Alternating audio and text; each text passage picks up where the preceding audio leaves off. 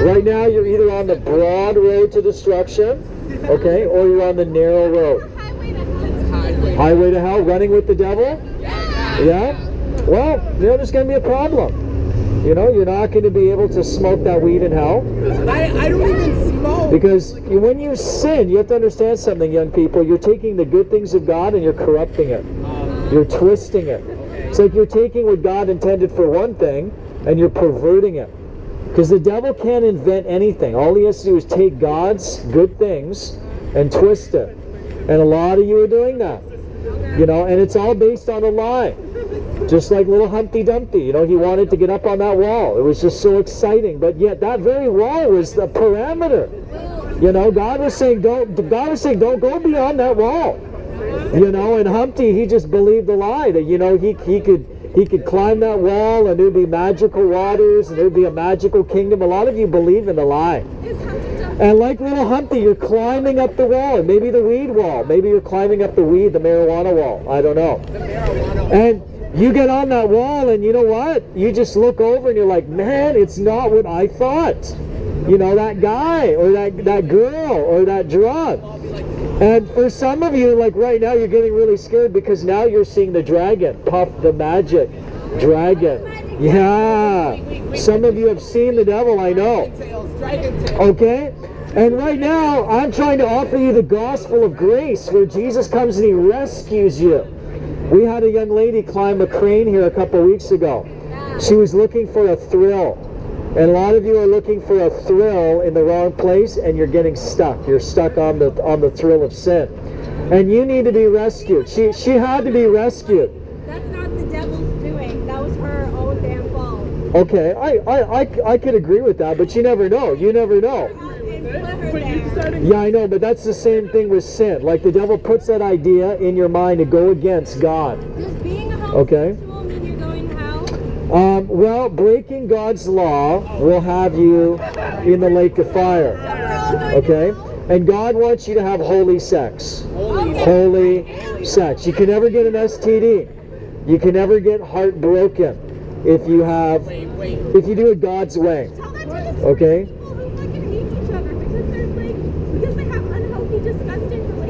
Well, like I said, you can't get an STD. You follow God's instructions. And we're very concerned. I'm very concerned for the gay community because, the gay community is full of STDs. Statistics coming from? Oh, you got to check. They're all over the place. We could go a little bit east of here and we would just see the statistics. We would see the reality.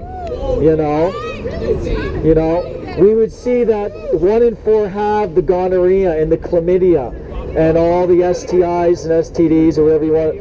And that's not God's will for you guys. God's got a better way. I know. See, I love gay people, but not in a gay way. I love gay people in a godly way, in a loving. Well, everybody's got rights to do what they want to do against God, but you don't have the right to be a child of God, not unless you give up your sin. You see, you know what God told me when I was 16?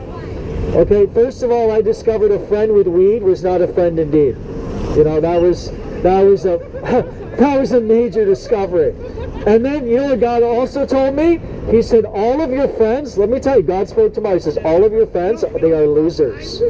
All they want to do is sin. They don't care about you. Yes, true. So you know what Jesus told me one night? He says, if you give up your sin, if you turn your back on sin, I'll have your back. I'll be your friend. I'll be your best friend. And I did it. One night on the edge of my bed, 16 years old, all my sin. I laid it right down. I walked away from it.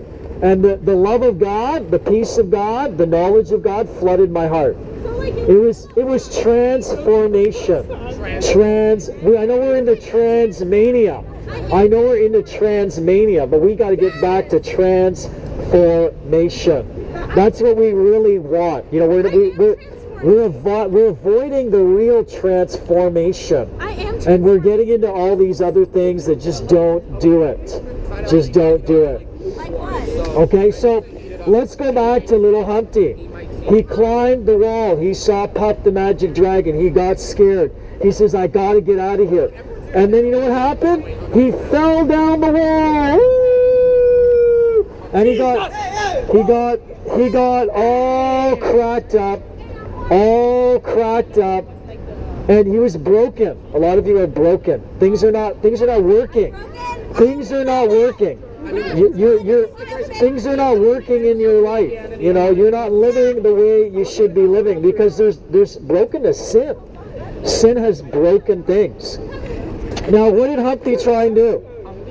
He looked at all the king's horses and all the king's men, even Justin Trudeau, and you know what?